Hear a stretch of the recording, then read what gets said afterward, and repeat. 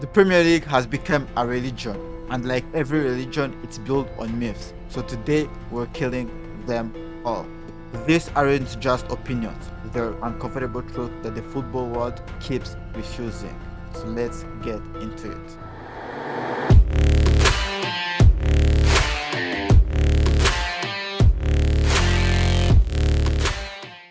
The first myth is that the competition is better than ever. I've been hearing things like it's closer. Nowadays, there is four title contenders. The league has never been more competitive. But the reality is that everything is close because the standards are low. Let's talk about Liverpool. Liverpool last season won the Premier League. This season, they've lost 5 of their first 11 games. And still they're in the race. 4 teams competing for the title. That's another argument I've been hearing. Are 4 teams competing for the title really means that the competition is higher, or that everything looks close because there is no elite team? Let's remember when Liverpool and Manchester City were in title races. Wasn't that title race better than what we're having right now? Teams like Bournemouth, teams like Sunderland are coming and playing and being in the top 4 and almost challenging for the title.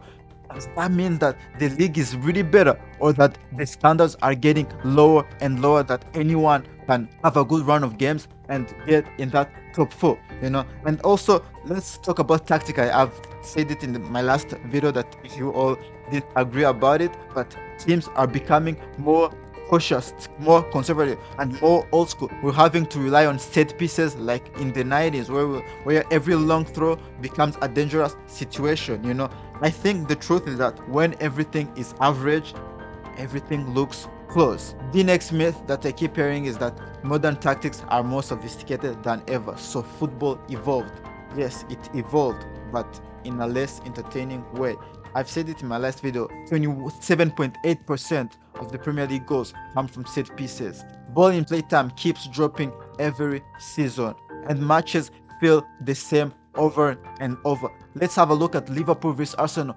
Are the games really different each season? No, they're always the same. Liverpool vs Chelsea, Chelsea vs Arsenal, Man City vs Arsenal. Those big games are supposed to be the biggest in the Premier League, but they all feel the same every year now and then. And I think one of the major responsible for this, it's Pep Guardiola. Pep Guardiola has changed the world football in a lot of good ways, but I also think he's responsible for this because he's infected all this new generation of coaches to being obsessed with control. They control every metric of the game, and I don't think this is positive for the Premier League, because when you control everything, when will the players play their own game? No, everything is controlled. We also are on the level that even every set piece, every long throw is controlled. Every team is hiring a set piece coach.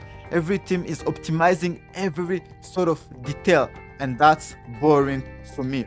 I think the truth is that we've coached the chaos out of football, but without chaos, football becomes boring. Another myth I've been hearing is that the Premier League spends more, so the football is better.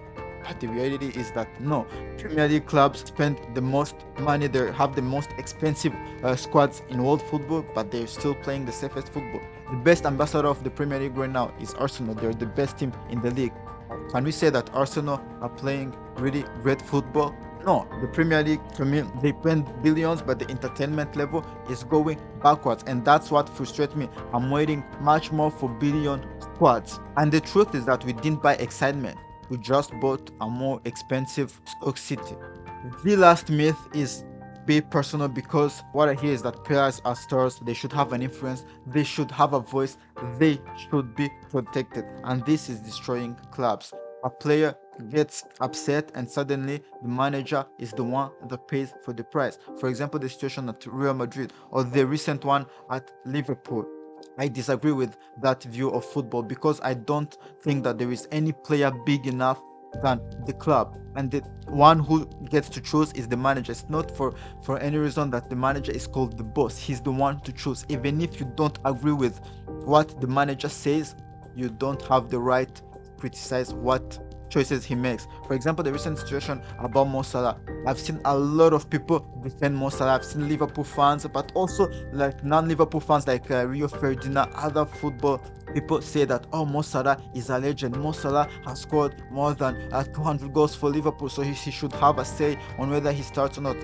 I don't think so. Mo Salah has scored a lot of goals. Mo Salah is a legend, but he's not bigger than Liverpool. And right now, the boss is not Mo Salah, he is Arne Slot. Even if I don't agree with his choices, if the coach benches you, if the coach takes a decision, you've got to respect it. And there is no way he should be defended. There is no way Mo Salah should be defended.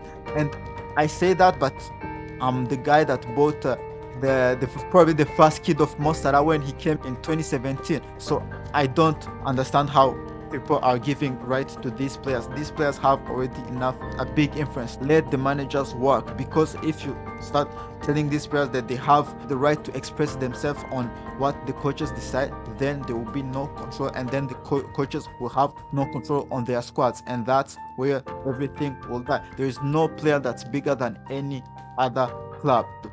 I think the Premier League has become a victim of its own success. They've traded the excitement for efficiency, money for magic, systems for soul, and players for power. So let me know in the comments if you think this situation will change. For me, I think this will change, but only if we demand it. Also, let me know in the comment which myth made you angry, because if it made you angry, it's because it's probably true. But I'll see you in the next one. Ciao.